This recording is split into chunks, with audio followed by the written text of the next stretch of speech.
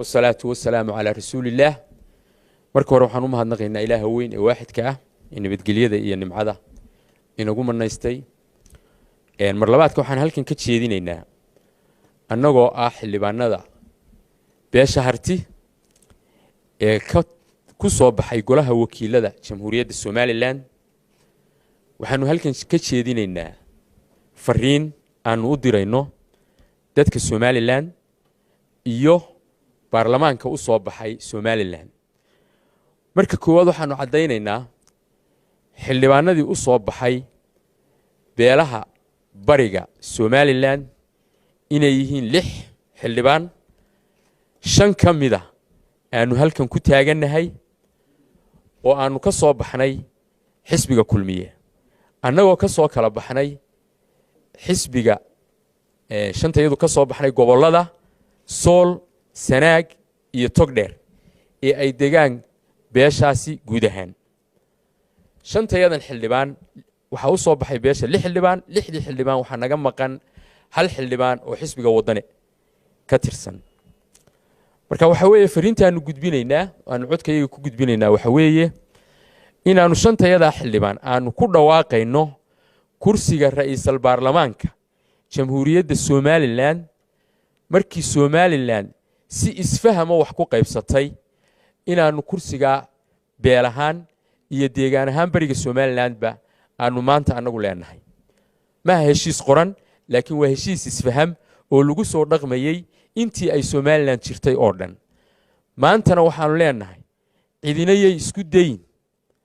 inay heshiiska isfahamka ah baalmarto. haddii la baalmaro waxay dhacaysaa inay Somaliland sawirkeeda sawir xun ka bixiso. marka koowaad waxaanu leenahay arintaas waxaanu ka diraynaa digniin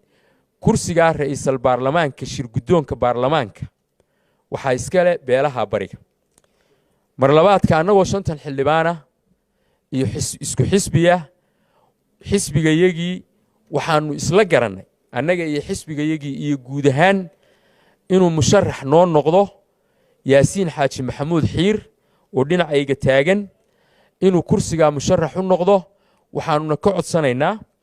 baarlamaanka Somaliland u soo baxay inay arinta taageeraan gobol kasta ka soo baxeen.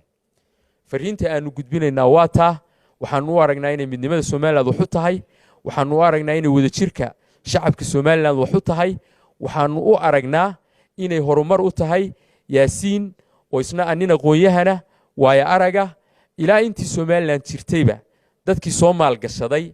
xoog iyo xoolo iyo waqtiba soo galiyay uu yahay ayaanu maanta fariintaanu gudbinaynaa. waa fariintaas aad iyo aadna waan ugu mahadnaqaynaa shacabka Somaliland doorashadii bila turxaanta ahayd ee la soo galay. waana mahadsantiin. inta ka gudbo waxaan aad iyo aad halkan si farxad looga salaamayaa oo ugu mahadnaqayaa 11 xildhibaan ee u soo baxay labada xisbi qaran xisbiga u ciidiye xisbiga wadani ee keenay inay labada xisbi qaran ku guuleystaan doorashadii golaha deegaanka iyo golaha wakiilada ee Jamhuuriyadda Somaliland si xad dhaaf ah. aad iyo aad baan ugu mahadnaqayaa guushaana waxaan leeyahay ilaahay baa ina siiyey ilaahay baa idinkana sabab idinka dhigay inaad labada xisbi u keentaan. aad iyo aad baan uga mahadnaqayaa. waxaan leeyahay inta inoo hadhayna oon dardaaran ku siinayaa sidii wanaagsaneed ugu soo dareeteen codka la idiin siiyay Somaliland idiin siisay ee axsaabta qaranku boqolaal Somaliland oo doonaya idinka soo doorteen labada xisbi ina dariiqiini ku taagnaataan oo u dhagnugulaataan axsaabtiini idin soo doorateen dadka idinka soo dhex socday oo u hogaansanataan marba wixii sidoo nidaamka uu yahay ee labada xisbi qaran u baahan yihiin. haddaan inta ka gudbo waxaan halkan aad iyo aad salaan ka gaarsiinayaa madaxda iyo hogaanada labada xisbi qaran ee xisbiga ucid iyo xisbiga wadani oo u dhabar adeegay una soo jeeday doorashooyinkii dalkan ka dhacay guul aynu ku gaadhnay. haddaan u soo noqday ujeedada saxaafadan la qabtay waxa weeyaan qaraar iyo go'aan ay wada gaadheen labada xisbi qaran oo ay u arkeen inay tahay wadajirka iyo midnimada Somaliland meel kastay joogaan xaqna ay u leeyeen sharciguna uu siinayo qoraal baa halkan yaallaa labada guddoomiye xisbi saxeexeen markii labada xisbi qaran hoggaankooda uu ka shiray go'aanna la gaadhay iyaguna ay guddoomiyeen warqaddani waxay tilmaamaysaa qoraalkani tilmaamayaa waxay ku socotaa dhammaan mas-uuliyiinta hoos ku qoran waxaa ogeysiin kule guddida fulinta xisbiga ucid waxaa ogeysiin kule guddida fulinta xisbiga watani waxaa ogeysiin kule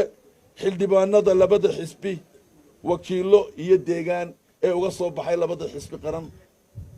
ee jamhuuriyadda somalilan ujeeddada taariikhdu maanta bishu waxa weeye waa lix waa bishii lixaad 2021 ujeeddada qoraalkani wuxuu yahay magacaabis guddida isbahaysiga xisbiyada mucaaradka ah ee hoggaanka golaha wakiilada iyo golayaasha deegaanka jamhuuriyadda somalilan qoraalku wuxuu u dhigan yahay sidan soo socota markii ay darseen labada xisbi baahida loo qabo in la sameeyo guddi isbahaysi markii ay u muuqatay in la derdergeliyo howlaha wada shaqaynta labada xisbi mucaarad markii ay sameeyeen wada tashi hoggaanka sare ee labada xisbi mucaarad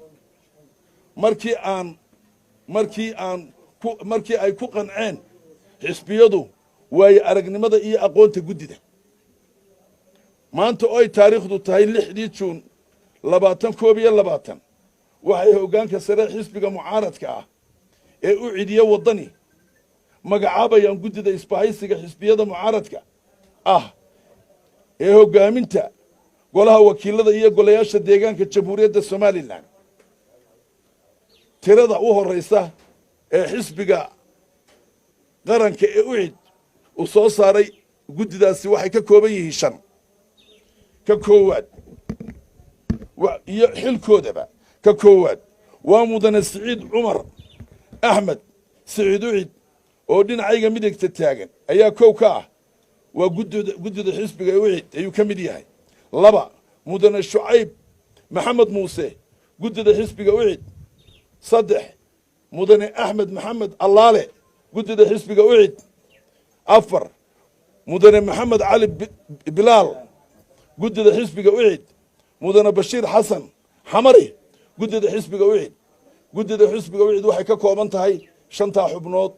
oo ka wada shaqayn doonaan 5 xubnood oo ka tirsan xisbiga qaranka ee wadani iyaguna waa kuwa halkan soo socda tirada guddida xisbiga wadani waxa weeye 5 xubnood waxa ugu horeeya xildhibaan cabdilqaadir xaaji ismaaciil jirde ood wada garanaysaan siyaasi ruug cadaadiya baarlamanka intuu ku soo jiray aad garanaysaan madaxdii dalkan u soo halgantay ka mid ah 2 mudane xirsi xaaji cali xasan oo aad garanaysaan waa guddida xisbiga wadani mudane ismaaciil aadan cismaan oo aniga ah waa guddida xisbiga wadani ka afraad mudane cismaan afgaab nuur waa guddida xisbiga wadani 5 mudane maxamed faarax cabdi waa guddida xisbiga wadani waxaa warqadaasi saxaxay oo guddoomiyey markii ay isugu yeedheen labada dhinac ee hoggaanka xisbiga wadani iyo xisbiga ucid waxay labada guddoomiye xisbiga heer qaran go'aamiyeen wataan kor ku soo sheegay waxaa warqadan ku saxaxan faysal cali waraabe guddoomiyaha xisbiga ucid